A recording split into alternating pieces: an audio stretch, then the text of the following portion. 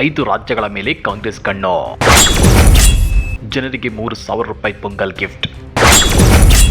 India ರಣತಂತ್ರಕ್ಕೆ BJP shake. ಪಂಚರಾಜ್ಯ ಚುನಾವಣೆ ಘೋಷಣೆಗೆ ಕೌಂಟ್ಡೌನ್ ಶುರುವಾಗಿದೆ. ಇನ್ನು ಕೆಲವೇ ದಿನಗಳಲ್ಲಿ ದೇಶದ 5 ರಾಜ್ಯಗಳಿಗೆ ಚುನಾವಣೆ ದಿನಾಂಕ ಘೋಷಣೆಯಾಗಲಿದ್ದು, ಕಾಂಗ್ರೆಸ್ 5ಕ್ಕೆ 5 ರಾಜ್ಯಗಳ ಮೇಲೆ ಕಣ್ಣಿಟ್ಟಿದೆ. ಈ ನಡುವೆ ಜನರಿಗೆ 3,000 ರೂಪಾಯಿ ಪೊಂಗಲ್ ಗಿಫ್ಟ್ ಕೊಟ್ಟಿರೋದು ಕಮಲ ನಾಯಕರನ್ನ ಕಂಗೆಡಿಸಿದೆ. ಹಾಗಾದ್ರೆ 5 ರಾಜ್ಯಗಳನ್ನ ಗೆಲ್ಲೋದಕ್ಕೆ ಇಂಡಿಯಾ ಒಕ್ಕೂಟ ಮಾಡಿಕೊಂಡಿರೋ ರಣತಂತ್ರ ಏನ್ ಗೊತ್ತಾ? ಅದನ್ನ ಡೀಟೇಲ್ ಆಗಿ ತೋರಿಸ್ತೇವೆ. ಆದ್ರೆ ಅದಕ್ಕಿಂತ ಮೊದಲು ಹಲೋ ಕನ್ನಡ ಯೂಟ್ಯೂಬ್ ಚಾನಲ್ ಅನ್ನ ಸಬ್ಸ್ಕ್ರೈಬ್ ಮಾಡ್ಕೊಳ್ಳಿ. ಹಾಗೇನೆ ಪಕ್ಕದಲ್ಲಿರೋ ಬೆಲ್ ಬಟನ್ ಅನ್ನು ಪ್ರೆಸ್ ಮಾಡಿ. ಈ ವರ್ಷದ ಮೇ ತಿಂಗಳೊಳಗೆ ದೇಶದ ಒಟ್ಟು 5 ರಾಜ್ಯಗಳಿಗೆ ಚುನಾವಣೆ ನಡೆಯಲಿದೆ. ತಮಿಳುನಾಡು, ಪಶ್ಚಿಮ ಬಂಗಾಳ, ಅಸ್ಸಾಂ, ಕೇರಳ ಮತ್ತು ಪುದುಚೇರಿಗೆ ಚುನಾವಣೆ ನಡೆಯಲಿದೆ. 5 ರಾಜ್ಯಗಳಲ್ಲಿ ಈ ದೇಶದ ಒಟ್ಟು ಜನಸಂಖ್ಯೆಯ 17% ಜನರಿದ್ದಾರೆ. ಈ ರಾಜ್ಯಗಳಲ್ಲಿ ಪಶ್ಚಿಮ ಬಂಗಾಳ, ತಮಿಳುನಾಡು ಮತ್ತು ಕೇರಳ ರಾಜ್ಯಗಳಲ್ಲಿ ಇದುವರೆಗೆ ನಡೆದಿರುವ ವಿಧಾನಸಭಾ ಚುನಾವಣೆಗಳಲ್ಲಿ ಬಿಜೆಪಿ ಗೆಲುವು ಸಾಧಿಸಿಲ್ಲ. ಆದ್ರೆ ಅಸ್ಸಾಂ ಹಾಗೂ ಪುದುಚೇರಿಯಲ್ಲಿ ಅಧಿಕಾರ ಸ್ಥಾಪಿಸಿದೆ. ಮುಂಬರುವ ಚುನಾವಣೆಗಳಲ್ಲಿ ಅಸ್ಸಾಂನಲ್ಲಿ ಸತತ 3ನೇ ಬಾರಿಗೆ ಅಧಿಕಾರ ಉಳಿಸಿಕೊಳ್ಳುವಲ್ಲಿ ಮತ್ತು ಪುದುಚೇರಿಯಲ್ಲಿ 2ನೇ ಬಾರಿ ಅಧಿಕಾರಕ್ಕೆ ಬರಲು ಬಿಜೆಪಿ ಪ್ರಯತ್ನಿಸಲಿದೆ. ಪಶ್ಚಿಮ ಬಂಗಾಳದಲ್ಲಿ ದೀದಿ ಹವಾ.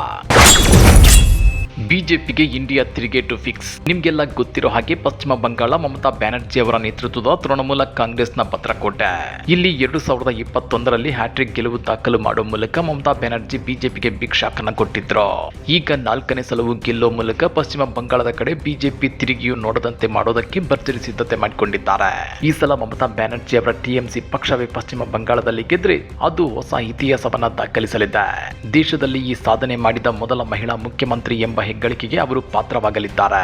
ಅತಿ ಹೆಚ್ಚು ಬಾರಿ ಮುಖ್ಯಮಂತ್ರಿಯಾಗಿ ಅಧಿಕಾರ ನಡೆಸಿದ ಮಹಿಳಾ ರಾಜಕಾರಣಿ ಎಂಬ ದಾಖಲೆ ತಮಿಳುನಾಡಿನ ಮಾಜಿ ಮುಖ್ಯಮಂತ್ರಿ ಜಯಲಲಿತಾ ಅವರ ಹೆಸರಲ್ಲಿದೆ. ಆದ್ರೆ ಸತತವಾಗಿ 4 ಬಾರಿ ಆಯ್ಕೆಯಾದ ಹಿರಿಮೆ ಅವರಿಗಿಲ್ಲ. ಈಗ ಅದು ಮಮತಾ ಪಾಲಿಗೆ ಒದಗಿ ಬರುವ ಸಾಧ್ಯತೆ ಇದೆ. ಪಶ್ಚಿಮ ಬಂಗಾಳದಲ್ಲಿ ಕಳೆದ 14 ವರ್ಷಗಳಿಂದ ಬಿಜೆಪಿ ಪಕ್ಷವು ಮಮತಾ ಬ್ಯಾನರ್ಜಿ ಅವರಿಗೆ ಪ್ರಮುಖ ಎದುರಾಳಿಯಾಗಿದೆ.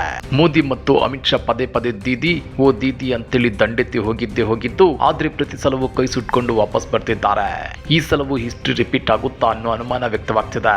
ಬಂಗಾಳಿ ಜನ ಸ್ಥಳೀಯತೆಗೆ ಒತ್ತು ಕೊಡ್ತಿದ್ದಾರೆ. ಹೀಗಾಗಿ ಕಮಲದ ಕಡೆ ಅವರು ಕಣ್ಣೆತ್ತಿಯೂ ನೋಡ್ತಿಲ್ಲ.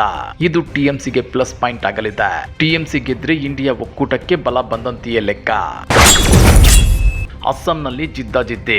ಇನ್ನ ಸಣ್ಣ ರಾಜ್ಯ ಅಸ್ಸಾಂ ವಿಚಾರಕ್ಕೆ ಬರೋದಾದ್ರೆ ಬಿಜೆಪಿಯು ಅಲ್ಲಿ ಕಳೆದ 10 ವರ್ಷಗಳಿಂದ ಆಡಳಿತ ನಡೆಸುತ್ತಿದೆ. ಈ ಬಾರಿ 126 ವಿಧಾನಸಭಾ ಕ್ಷೇತ್ರಗಳಲ್ಲಿ 100 ಸ್ಥಾನಗಳನ್ನು ಗೆಲ್ಲುವ ಗುರಿಯನ್ನ ಬಿಜೆಪಿ ಹೊಂದಿದೆ.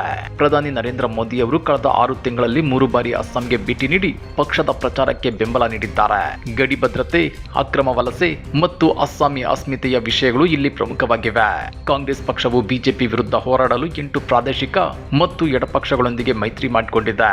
ಅಷ್ಟೇ ಅಲ್ಲ, ಮುಂಬರುವ ಅಸ್ಸಾಂ ವಿಧಾನಸಭಾ ಚುನಾವಣೆಗೆ ಅಭ್ಯರ್ಥಿಗಳ ಆಯ್ಕೆಗಾಗಿ ಸ್ಕ್ರೀನಿಂಗ್ ಸಮಿತಿ ಅಧ್ಯಕ್ಷರಾಗಿ ಕಾಂಗ್ರೆಸ್ ನಾಯಕಿ ಪ್ರಿಯಾಂಕಾ ಗಾಂಧಿ ವಾದ್ರಾ ಅವರನ್ನು ನೇಮಕ ಮಾಡಲಾಗಿದೆ. ಸದ್ಯ 126 ಸದಸ್ಯ ಬಲದ ಅಸ್ಸಾಂ ವಿಧಾನಸಭೆಯಲ್ಲಿ ಆಡಳಿತಾರೂಢ ಬಿಜೆಪಿಯ ಬಲ 64 ಆಗಿದ್ದು, ಅದರ ಮಿತ್ರ ಪಕ್ಷಗಳಾದ ಎಜೆಪಿ 9 ಶಾಸಕರನ್ನ, ಯುಪಿಪಿಎಲ್ 7 ಮತ್ತು ಬಿಪಿಎಫ್ 3 ಸದಸ್ಯರನ್ನ ಹೊಂದಿದೆ. ವಿರೋಧ ಪಕ್ಷದ ಶಿಬಿರದಲ್ಲಿ ಕಾಂಗ್ರೆಸ್ ಬಲ 26, ಎಐಯುಡಿಎಫ್ 15 ಸದಸ್ಯರನ್ನ ಮತ್ತು ಸಿಪಿಐಎಂ 1 ಶಾಸಕರನ್ನ ಹೊಂದಿದೆ. ಇದರ ಜೊತೆಗೆ ಸ್ವತಂತ್ರ ಶಾಸಕರು ಇದ್ದಾರೆ. ಹೀಗಾಗಿ ಈ ಸಲ ಅಸ್ಸಾಂ ವಿಧಾನಸಭಾ ಚುನಾವಣೆಯಲ್ಲಿ ಕೈಕಮಲ ಮತ್ತು ಸ್ಥಳೀಯ ಪಕ್ಷಗಳ ನಡುವೆ ಜಿದ್ದಾಜಿದ್ದಿ ಏರ್ಪಡೋದಂತೂ ಗ್ಯಾರಂಟಿ. ಕೊನೆಗೆ ಇಲ್ಲಿ ಎನ್ಡಿಎ ಗೆಲ್ಲುತ್ತಾ ಇಲ್ಲ ಇಂಡಿಯಾ ಒಕ್ಕೂಟ ಗೆಲ್ಲುತ್ತಾ ಅನ್ನೋದೇ ಬಿಗ್ ಪ್ರಶ್ನೆ. ತಮಿಳುನಾಡಿನಲ್ಲಿ ಗರಿಗೆದರಿದ ಎಲೆಕ್ಷನ್ ಲೆಕ್ಕಾಚಾರ. ಚುನಾವಣೆ ಘೋಷಣೆಗೂ ಮೊದಲೇ ಭರ್ಜರಿ ಗಿಫ್ಟ್. ಪಂಚರಾಜ್ಯ ಚುನಾವಣೆಯಲ್ಲಿ ತೀವ್ರ ಕುತೂಹಲ ಕೆರಳಿಸುತ್ತಿರೋ ರಾಜ್ಯ ಅಂದ್ರೆ ಅದು ತಮಿಳುನಾಡು. ಇಲ್ಲಿ ಕಳೆದ 60 ವರ್ಷಗಳಿಂದ ರಾಷ್ಟ್ರೀಯ ಪಕ್ಷಗಳಾದ ಬಿಜೆಪಿ ಮತ್ತು ಕಾಂಗ್ರೆಸ್ ಪಕ್ಷಗಳು ಸರ್ಕಾರವನ್ನು ರಚಿಸಿಲ್ಲ. ಈ ಬಾರಿ ಬಿಜೆಪಿ ಎಐಡಿಎಂಕೆ ಪಕ್ಷದೊಂದಿಗೆ ಮೈತ್ರಿ ಮಾಡಿಕೊಂಡಿದೆ. ಆದ್ರೆ ಸೀಟು ಹೊಂದಾಣಿಕೆ ವಿಷಯಕ್ಕೆ ಬಂದಾಗ ಎಐಡಿಎಂಕೆ ಬಿಲ್ಕುಲ್ ಒಪ್ಕೊಂತಿಲ್ಲ. ಹೀಗಾಗಿ ತಮಿಳುನಾಡಿನಲ್ಲಿ ಬಿಜೆಪಿ ಬೇಳೆ ಬೇಯಲ್ಲ ಅನ್ನೋದು ಇಲ್ಲಿ ಪಕ್ಕಾ ಆದಂತಾಗಿದೆ. ಇತ್ತ ಖ್ಯಾತ ನಟ ವಿಜಯ್ ಅವರ ಪಕ್ಷವಾದ ಟಿವಿವಿಕೆ ಕೂಡ ಚುನಾವಣಾ ಕಣದಲ್ಲಿದೆ. ಹಾಲಿ ಅಧಿಕಾರದಲ್ಲಿರುವ ಡಿಎಂಕೆ ಸರ್ಕಾರದ ಜನಪರ ಯೋಜನೆಗಳು, ದ್ರಾವಿಡ ನೆಲದ ಪ್ರತಿಪಾದನೆ ಇತ್ಯಾದಿಗಳು ಸಿಎಂ ಸ್ಟಾಲಿನ್ ಸರ್ಕಾರಕ್ಕೆ ಮತ್ತೆ ಬಹುಮತ ತರಲಿವೆ ಅನ್ನೋ ಮಾತುಗಳು ದಟ್ಟವಾಗಿ ಹರಿದಾಡ್ತಿವೆ. ಪರಿಸ್ಥಿತಿ ಹೀಗಿರುವಾಗಲೇ ತಮಿಳುನಾಡು ಸಿಎಂ ಎಂಕೆ ಸ್ಟಾಲಿನ್ ಅಲ್ಲಿನ ಜನರಿಗೆ ಭರ್ಜರಿ ಗಿಫ್ಟ್ ಅನ್ನು ಘೋಷಿಸಿದ್ದಾರೆ. ಪಡಿತರ ಚೀಟಿ ಹೊಂದಿರುವ ಮತ್ತು ಪುನರ್ವಸತಿ ಶಿಬಿರಗಳಲ್ಲಿ ವಾಸಿಸುವ 2.22 ಕೋಟಿ ಅರ್ಹರಿಗೆ ಪೊಂಗಲ್ ಹಬ್ಬಕ್ಕಾಗಿ 3,000 ರೂಪಾಯಿ ನಗದು ಸೇರಿ ವಿವಿಧ ಉಡುಗೊರೆ ನೀಡುವುದಾಗಿ ಅವರು ಹೇಳಿದ್ದಾರೆ. ನಿಮ್ಗೆ ಗೊತ್ತಿರಲಿ, ತಮಿಳರ ಪವಿತ್ರ ಹಬ್ಬಗಳಲ್ಲಿ ಪೊಂಗಲ್ ಕೂಡ ಒಂದು. ಈ ಹಬ್ಬವನ್ನ ಇದೇ ಜನವರಿ 15ರಂದು ಆಚರಿಸಲಾಗ್ತಿದೆ. ಪ್ರತಿ ವರ್ಷವೂ ಸರ್ಕಾರ ಹಣ ಸೇರಿದಂತೆ ವಿವಿಧ ಉಡುಗೊರೆಗಳನ್ನು ನೀಡುತ್ತಾ ಬಂದಿದೆ. ಆದ್ರೆ ಈ ಸಲ ಚುನಾವಣಾ ಹೊಸ್ತಿಲಲ್ಲಿ ಇಂಡಿಯಾ ಒಕ್ಕೂಟದ ಮಿತ್ರ ಪಕ್ಷವಾಗಿರುವ ಆಡಳಿತಾರೂಢ ಡಿಎಂಕೆ ಅಲ್ಲಿನ ಜನರಿಗೆ 3,000 ರೂಪಾಯಿ ನಗದು ಸೇರಿದಂತೆ ವಿವಿಧ ಉಡುಗೊರೆಗಳನ್ನು ಘೋಷಿಸಿರುವುದು ಬಿಜೆಪಿ ನಾಯಕರ ನಿದ್ದೆಗೆಡಿಸುತ್ತಿದೆ. ಈ ಸಲ ಅಷ್ಟೋ ಇಷ್ಟೋ ಸೀಟುಗಳನ್ನ ಗೆದ್ದು ತಮಿಳುನಾಡಿನಲ್ಲಿ ಫೌಂಡೇಶನ್ ಆದ್ರೂ ಹಾಕೋಣ ಅಂತೇಳಿ ಪ್ಲಾನ್ ಮಾಡ್ಕೊಂಡಿದ್ದ ಬಿಜೆಪಿ ನಾಯಕರ ಕನಸು ಇದರಿಂದ ನುಚ್ಚು ನೂರಾದಂತಾಗಿದೆ. ಇದರ ಮಧ್ಯೆಯೂ ಬಿಜೆಪಿ ನಾಯಕರು ತಮಿಳುನಾಡಿನಲ್ಲಿ ಒಂದಷ್ಟು ಸೀಟುಗಳನ್ನಾದ್ರೂ ಗೆಲ್ಲಲೇಬೇಕು ಅಂತೇಳಿ ಶತ ಪ್ರಯತ್ನ ನಡೆಸುತ್ತಿದ್ದಾರೆ. ಈ ಹಿನ್ನೆಲೆಯಲ್ಲಿ ಪ್ರಧಾನಿ ನರೇಂದ್ರ ಮೋದಿ ಅವರು ಜನವರಿ ಮಧ್ಯಭಾಗದಲ್ಲಿ ರಾಜ್ಯಕ್ಕೆ ಭೇಟಿ ನೀಡುವ ಸಾಧ್ಯತೆ ಇದೆ. ಕಳೆದ ವರ್ಷ ಜೂನ್ ಜುಲೈ ತಿಂಗಳಿನಲ್ಲಿ ಅಲ್ಲಿನ ಅಭಿವೃದ್ಧಿ ಕಾಮಗಾರಿಗಳಿಗೆ ಚಾಲನೆ ಕೊಟ್ಟಿದ್ದ ಪ್ರಧಾನಿ ಮೋದಿ ಈಗ ಪೊಂಗಲ್ ಹಬ್ಬದ ಸಂದರ್ಭದಲ್ಲಿ ರೈತರೊಂದಿಗೆ ಸುಗ್ಗಿ ಹಬ್ಬ ಆಚರಿಸುವ ಮೂಲಕ ಗ್ರಾಮೀಣ ಮತದಾರರನ್ನ ತಲುಪಲು ಯೋಜಿಸಿದ್ದಾರೆ. ಈ ಭೇಟಿಯು ಎನ್ಡಿಎ ಮಿತ್ರಕೂಟದ ಸೀಟು ಹಂಚಿಕೆ ಮತ್ತು ಚುನಾವಣಾ ಕಾರ್ಯತಂತ್ರಗಳನ್ನು ಅಂತಿಮಗೊಳಿಸಲು ಪ್ರಮುಖ ವೇದಿಕೆಯಾಗುವ ನಿರೀಕ್ಷೆ ಇದೆ. ಬಿಜೆಪಿಯು ಈ ಬಾರಿ ತಮಿಳುನಾಡಿನಲ್ಲಿ ಅಲ್ಪ ಸ್ವಲ್ಪ ಸೀಟುಗಳನ್ನಾದರೂ ಗೆದ್ದು ಮುಂದಿನ 5 ವರ್ಷಗಳಿಗೆ ಪಿಚ್ ರೆಡಿ ಮಾಡಿಕೊಳ್ಳುವ ತಯಾರಿಯಲ್ಲಿ ತೊಡಗಿದೆ. ಮತ್ತೊಂದು ಕಡೆ ತಮಿಳುನಾಡು ವಿಧಾನಸಭಾ ಚುನಾವಣೆಗೆ ಸಜ್ಜಾಗುತ್ತಿರುವ ನಟ ವಿಜಯ್ ಅವರ ರಾಜಕೀಯ ಪ್ರವೇಶದ ಬಗ್ಗೆ ಹಿರಿಯ ಕಾಂಗ್ರೆಸ್ ನಾಯಕ ಪಿ ಚಿದಂಬರಂ ರಿಯಾಕ್ಟ್ ಮಾಡಿದ್ದಾರೆ.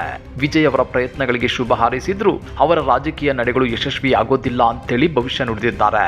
ಮುಂಬರುವ ಚುನಾವಣೆಯಲ್ಲಿ ಇಂಡಿಯಾ ಮೈತ್ರಿಕೂಟವೇ ಗೆಲುವು ಸಾಧಿಸಲಿದೆ ಅಂತ ವಿಶ್ವಾಸ ವ್ಯಕ್ತಪಡಿಸಿದ್ದಾರೆ. ಇಂಡಿಯಾ ಮೈತ್ರಿಕೂಟಕ್ಕೆ ಚುನಾವಣೆ ಎದುರಿಸುವ ತಂತ್ರಗಾರಿಕೆ ಚೆನ್ನಾಗಿ ಗೊತ್ತಿದೆ ಎಂದಿದ್ದಾರೆ. ಆ ಮೂಲಕ ವಿಜಯ್ ಅವರ ರಾಜಕೀಯ ಭವಿಷ್ಯದ ಬಗ್ಗೆ ಪಿ ಚಿದಂಬರಂ ವ್ಯಂಗ್ಯವಾಡಿದ್ದಾರೆ. ಕೇರಳದಲ್ಲೂ ಕಮಲಕ್ಕೆ ಕಸಿವಿಸಿ, ಗೆಲುವಿನ ವಿಶ್ವಾಸದಲ್ಲಿ ಇಂಡಿಯಾ ಒಕ್ಕೂಟ. ಇನ್ನ ದೇವರ ಒಲವಿನ ನಾಡು ಕೇರಳ ಹಲವು ದಶಕಗಳಿಂದ ಎಡಪಕ್ಷಗಳ ಭದ್ರಕೋಟೆಯಾಗಿದೆ. ಈ ಎಡಪಕ್ಷಗಳು ಕಾಂಗ್ರೆಸ್ ಜೊತೆ ಮೈತ್ರಿಯನ್ನ ಹೊಂದಿದ್ದು ಇಂಡಿಯಾ ಒಕ್ಕೂಟದಲ್ಲಿ ಗುರುತಿಸಿಕೊಂಡಿವೆ. ಜೊತೆಗೆ ಇಲ್ಲಿನ ಸ್ಥಳೀಯ ಜನರು ಕೂಡ ಪದೇ ಪದೇ ಸ್ಥಳೀಯ ಪಕ್ಷಗಳನ್ನ ಬಿಟ್ಟು ರಾಷ್ಟ್ರೀಯ ಪಕ್ಷಗಳಾದ ಬಿಜೆಪಿ ಮತ್ತು ಕಾಂಗ್ರೆಸ್ಗೆ ಸ್ಪಷ್ಟ ಬಹುಮತ ಕೊಟ್ಟಿಲ್ಲ. ಬಿಜೆಪಿಯನ್ನಂತೂ ಗಣನೆಗೆ ತೆಗೆದುಕೊಂಡಿಲ್ಲ. ಹೀಗಾಗಿ ಕಾಂಗ್ರೆಸ್ ಮೈತ್ರಿಕೂಟವು ಆಡಳಿತ ವಿರೋಧಿ ಅಲೆಯನ್ನ ಬಳಸಿಕೊಳ್ಳಲು ಪ್ರಯತ್ನಿಸುತ್ತಿದೆ. ಇನ್ನ ಕೇರಳದಲ್ಲಿ ಬಿಜೆಪಿ ಇದುವರೆಗೂ ಯಾವುದೇ ವಿಧಾನಸಭಾ ಕ್ಷೇತ್ರವನ್ನು ಗೆದ್ದಿಲ್ಲ. ಆದ್ರೆ ಇತ್ತೀಚೆಗೆ ನಡೆದ ತ್ರಿವಳಿ ನಗರಸಭೆ ಮತ್ತು ತ್ರಿಶೂರ್ ಲೋಕಸಭಾ ಕ್ಷೇತ್ರದಲ್ಲಿ ಬಿಜೆಪಿ ಗೆಲುವನ್ನ ಸಾಧಿಸಿದೆ. ಹೀಗಾಗಿ ಬಿಜೆಪಿ ಈ ಸಲ ಕೇರಳದಲ್ಲಿ ಗೆಲ್ಲದಿದ್ರು ಒಂದಷ್ಟು ಸೀಟುಗಳನ್ನು ಗೆದ್ದು ಮುಂದಿನ 5 ವರ್ಷಗಳಿಗೆ ಫೌಂಡೇಶನ್ ಹಾಕಿಕೊಳ್ಳೋ ಪ್ಲಾನ್ ಮಾಡಿರೋದಂತೂ ಸುಳ್ಳಲ್ಲ. ಇನ್ನ ಕೊನೆಯದಾಗಿ ಪುದುಚೇರಿಯಲ್ಲಿ 2021ರಲ್ಲಿ ಕಾಂಗ್ರೆಸ್ ಸರ್ಕಾರ ಪತನಗೊಂಡ ನಂತರ ಬಿಜೆಪಿ ಎಐಎನ್ಆರ್ಸಿ ಮೈತ್ರಿಕೂಟವು ಅಧಿಕಾರದಲ್ಲಿದೆ. ಎನ್ ರಂಗಸ್ವಾಮಿ ಅವರು ಮುಖ್ಯಮಂತ್ರಿಯಾಗಿದ್ದಾರೆ. ಕಾಂಗ್ರೆಸ್ ಪಕ್ಷವು ಆಡಳಿತ ವಿರೋಧಿ ಸಮಸ್ಯೆಗಳನ್ನು ಎದುರಿಸುವ ಮೂಲಕ ಮತ್ತೆ ಅಧಿಕಾರಕ್ಕೆ ಬರಲು ಪ್ರಯತ್ನಿಸುತ್ತಿದೆ. ಜೊತೆಗೆ ಮುಂಬರುವ ಪಂಚರಾಜ್ಯಗಳ ಚುನಾವಣೆ ಹಿನ್ನೆಲೆಯಲ್ಲಿ ಕಾಂಗ್ರೆಸ್ ಪರಿಶೀಲನಾ ಸಮಿತಿ ರಚಿಸಿದೆ. ಕೇರಳ, ಪಶ್ಚಿಮ ಬಂಗಾಳ, ತಮಿಳುನಾಡು, ಅಸ್ಸಾಂ ಮತ್ತು ಪುದುಚೇರಿಗೆ ಚುನಾವಣೆ ನಡೆಯಲಿದ್ದು ಕರ್ನಾಟಕದ 3 ಸಮಿತಿಯಲ್ಲಿ ಅವಕಾಶ ನೀಡಲಾಗಿದೆ. ಪರಿಷತ್ ಸದಸ್ಯ ಬಿಕೆ ಹರಿಪ್ರಸಾದ್ ಪಶ್ಚಿಮ ಬಂಗಾಳದ ಪರಿಶೀಲನಾ ಸಮಿತಿ ಅಧ್ಯಕ್ಷರಾಗಿದ್ದಾರೆ. ಸಂಸದರಾದ ಜಿಸಿ ಚಂದ್ರಶೇಖರ್ ಮತ್ತು ನಾಸಿರ್ ಹುಸೇನ್ ಅವರು ಕ್ರಮವಾಗಿ ಕೇರಳ ಹಾಗೂ ತಮಿಳುನಾಡು, ಪುದುಚೇರಿ ಸಮಿತಿಯ ಸದಸ್ಯರಾಗಿದ್ದಾರೆ. ಮಧುಸೂದನ್ ಮಿಶ್ರಿ ಕೇರಳ ಕಾಂಗ್ರೆಸ್ ಪರಿಶೀಲನಾ ಸಮಿತಿಯ ಅಧ್ಯಕ್ಷರಾಗಿದ್ದು ಡಾಕ್ಟರ್ ಸೈಯದ್ ನಾಸಿರ್ ಹುಸೇನ್, ನೀರಜ್ ಡಂಗಿ, ಅಭಿಷೇಕ್ ದತ್ ಸದಸ್ಯರಾಗಿದ್ದಾರೆ. ಪ್ರಿಯಾಂಕಾ ಗಾಂಧಿ ವಾದ್ರಾ ಅಸ್ಸಾಂ ಕಾಂಗ್ರೆಸ್ ಪರಿಶೀಲನಾ ಸಮಿತಿ ಅಧ್ಯಕ್ಷರಾಗಿದ್ದು ಸಪ್ತಗಿರಿ ಶಂಕರ್ ಉಳಕ, ಇಮ್ರಾನ್ ಮಸೂದ್, ಡಾಕ್ಟರ್ ಸಿರಿವೆಲ್ಲಾ ಪ್ರಸಾದ್ ಸದಸ್ಯರಾಗಿದ್ದಾರೆ. ಟಿಎಸ್ ಸಿಂಗ್ ಡಿಯೋ ತಮಿಳುನಾಡು ಮತ್ತು ಪುದುಚೇರಿ ಕಾಂಗ್ರೆಸ್ ಪರಿಶೀಲನಾ ಸಮಿತಿ ಅಧ್ಯಕ್ಷರಾಗಿದ್ದು ಯಶೋಮತಿ ಠಾಕೂರ್, ಜಿಸಿ ಚಂದ್ರಶೇಖರ್, ಅನಿಲ್ ಕುಮಾರ್ ಯಾದವ್ ಸದಸ್ಯರಾಗಿದ್ದಾರೆ. ಬಿಕೆ ಹರಿಪ್ರಸಾದ್ ಕೇರಳ ಕಾಂಗ್ರೆಸ್ ಪರಿಶೀಲನಾ ಸಮಿತಿ ಅಧ್ಯಕ್ಷರಾಗಿದ್ದು ಡಾಕ್ಟರ್ ಮೊಹಮ್ಮದ್ ಜಾಧವ್, ಮಮತಾ ದೇವಿ ಮತ್ತು ಬಿಪಿ ಸಿಂಗ್ ಸದಸ್ಯರಾಗಿದ್ದಾರೆ. ಅದೇನೇ ಇದ್ರೂ ಈ ಪಂಚರಾಜ್ಯಗಳ ಪೈಕಿ ಇಂಡಿಯಾ ಒಕ್ಕೂಟ 4 ರಾಜ್ಯಗಳನ್ನಾದ್ರೂ ಗೆಲ್ಲುತ್ತಾ ಇಲ್ಲ ಬಿಜೆಪಿ ಪುದುಚೇರಿ ಅಸ್ಸಾಂಗಳ ಜೊತೆಗೆ ಪಶ್ಚಿಮ ಬಂಗಾಳದಲ್ಲೂ ಕಮಲ್ ಮಾಡುತ್ತಾ ಅನ್ನೋದನ್ನ ಕಾದು ನೋಡಬೇಕಾಗಿದೆ. ಈ ಬಗ್ಗೆ ನೀವೇನಂತೀರಾ? ಕಮೆಂಟ್ ಮಾಡಿ, ವಿಡಿಯೋ ಲೈಕ್ ಮಾಡಿ, ಶೇರ್ ಮಾಡಿ. ಇಂಥ ಮತ್ತಷ್ಟು ರೋಚಕ ರಾಜಕೀಯ ಸುದ್ದಿಗಳನ್ನ ಮಿಸ್ ಮಾಡದೆ ನೋಡಬೇಕು ಅಂದ್ರೆ ಹಲೋ ಕನ್ನಡ ಯೂಟ್ಯೂಬ್ ಚಾನಲ್ ಅನ್ನ ಸಬ್ಸ್ಕ್ರೈಬ್ ಮಾಡ್ಕೊಳ್ಳಿ.